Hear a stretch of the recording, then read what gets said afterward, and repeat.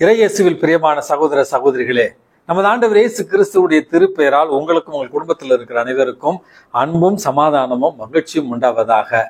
அன்புமிக்கவர்களே, December மாதம் 23ஆம் தேதி நமக்கு கொடுக்கப்பட்டிருக்கிற வாசகங்கள் எல்லாமே கிறிஸ்துவனுடைய பிறப்பிற்கு நாம் எப்படி தயாராக இருக்க வேண்டும் அப்படிங்கிற ஒரு செய்தியைத்தான் தாங்கி வருகின்றன. இன்றைக்கு நமக்கு கொடுக்கப்பட்டிருக்கிற நற்செய்தி வாசகத்துல திருமுழுக்கு யோவானுடைய பிறப்பும் அவருக்கு பெயர் சூட்டப்பட்ட ஒரு நிகழ்வையும் தான் நற்செய்தி வாசகமாக கொடுக்கப்பட்டிருக்கிறது. அன்புமிக்கவர்களை, மேலோட்டமாக திருமுழுக்கு யோவானுடைய இந்த பிறப்பை நம்ம பார்க்கிற நேரத்துல ஏதோ இந்த பிறப்பு என்பது புனித சக்கரியா மற்றும் புனித எலிசபெத் அம்மா இவர்கள் குடும்பத்திற்கு நடந்த ஒரு பெரிய ஆசீர்வாதம் என்று நம்ம நினைத்து கொண்டிருக்கலாம். இல்ல, மீட்பு திட்டத்தினுடைய மகா திட்டத்தினுடைய ஒரு சின்ன பகுதியாகத்தான் அதை நம்ம பார்க்கிறோம். காரணம், அந்த குடும்பத்துல கொடுக்கப்பட்ட அந்த ஒரு ஆசீர்வாதம் என்பது மீட்பரை முன்னறிவிக்கிற மிகப்பெரிய ஒரு இறை வாக்கினராக அவரை நமக்கு அறிமுகப்படுத்துகிறது. மீட்பரை சுட்டி காட்டிய ஒரு இறைவாக்கினராகவும் திருமுழுக்கு யோவானை நம்ம பார்க்கிறோம். ஆனால் அவருக்கு பெயர் சூட்டப்பட்ட பொழுது அவருக்கு யோவான் என்கிற அந்த பெயரை சூட்டுகிறார்கள்.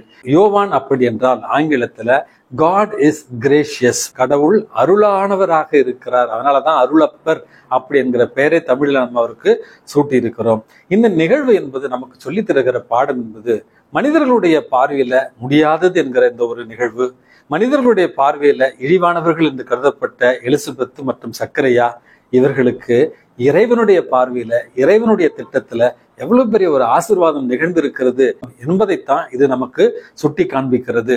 புனித திருமுழுக்கு யோவானுக்கு அவர்களுடைய குடும்பத்தினருடைய பெயரில் ஒன்று வைக்கலாம் என்று மற்றவர்கள் சொல்ல, அவருடைய தாயும் தந்தையும் அருளப்பர், கடவுள் அருளாக இருக்கிறார் என்கிற அந்த பெயரை வைப்பதற்கான காரணம் இறைவன் உரைத்ததை அவர்களுடைய வாழ்வில அவர் நிறைவேற்றி இருக்கிறார்.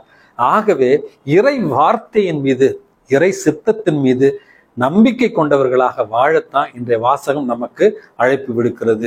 தொடக்கத்துல எல்லாம் தடையா இருக்கிற மாதிரி, எல்லாம் குழப்பமா இருக்கிற மாதிரி, எதுவுமே புரியாத மாதிரி, எல்லாமே இருளா இருக்கிற மாதிரி நம்முடைய வாழ்க்கையில இருந்தாலும் கடைசியில இறைவனுடைய திட்டம் மட்டுமே நிறைவேறும். அந்த இறை திட்டம் என்பது நம்முடைய நலனுக்காக மட்டுமே இருக்கும் என்பதை புரிந்து கொள்ள இறைவன் நமக்கு அழைப்பு விடுக்கிறார். எனக்கு ஒரு நிகழ்ச்சி நினைவுக்கு வருகிறது.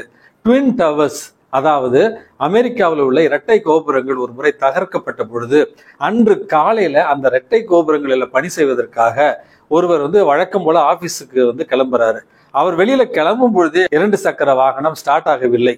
பிறகு அந்த 2 சக்கர வாகனத்தை ஓரமா வைத்து விட்டு கடவுளை குறை சொல்லிக்கிட்டே, என்ன கடவுளை, நான் என்ன பாவம் பண்ணேன், எதுக்கு இந்த வண்டி ஸ்டார்ட் ஆக மாட்டேது, ஆபீஸுக்கு நேரத்துக்கு போகலன்னா என் நிலைமை என்ன ஆகும் அப்படின்னு திட்டுக்கிட்டே அவரு நடந்து போக ஆரம்பிக்கிறார்.